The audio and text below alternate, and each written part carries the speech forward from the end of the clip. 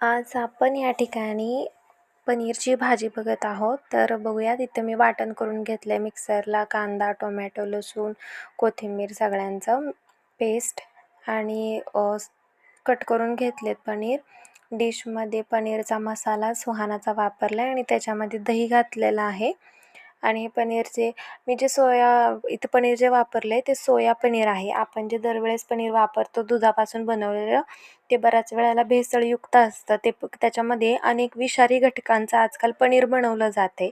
तर त्याऐवजी सोया पनीर जर तुम्ही वापरलं तर तुमच्या हेल्थसाठी, तुमच्या आरोग्यासाठी ते खूप खूप फायदेशीर आहे. आणि हे सोया पनीरचं पॅकेट मी आणलं होतं, तुम्ही पण आणून बघा. तर असं थोडंसं पाण्यात घातलं, त्यातलं पाणी असं थोडंसं काढलं मी साईडला, पाण्यातून बाहेर काढले आणि खूप छान पनीर आहे माझं स्वतःचा. मी एक रिव्ह्यू म्हणून पण तुम्ही बनवू शकता की सोया पनीर खूप खायलासुद्धा टेस्टी लागतं आणि त्याच्यामध्ये कुठल्याही प्रकारची भेसळ नाही आहे. त्यामुळे सोया पनीरच तुम्ही आणत जा. आता हा जो दही आणि सुहानाचं मी पॅकेट वापरलं होतं पनीर मसाल्याचं, त्याचं मिश्रण ह्या पनीरचे जे क्यूब्स आहेत, जे तुकडे आहेत, त्यांना मी सगळ्याला लावून घेते. अशा पद्धतीने सगळ्या बघा पनीरच्या तुकड्यांना मी ते मिश्रण लावलं दह्याचं आणि मसाल्याचं.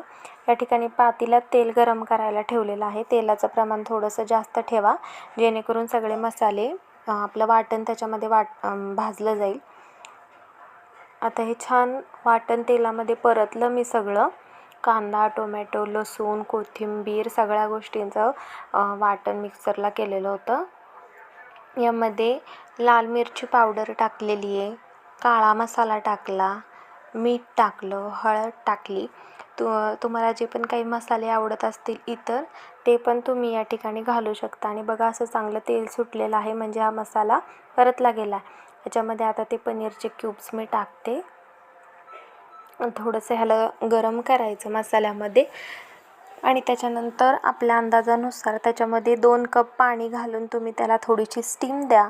आणि झटपट अशा प्रकारची सोया पनीरची एकदम टेस्टी आणि हेल्थसाठी, आरोग्यासाठी फायदेशीर असणारी अशी हेल्दी पनीरची भाजी करून तयार झालेली बघू शकता तुम्ही. बघा, अशाच पद्धतीने तुम्हीसुद्धा पनीर मसाला बनवा. अतिशय टेस्टी आणि भारी लागते ही भाजी खाण्यासाठी.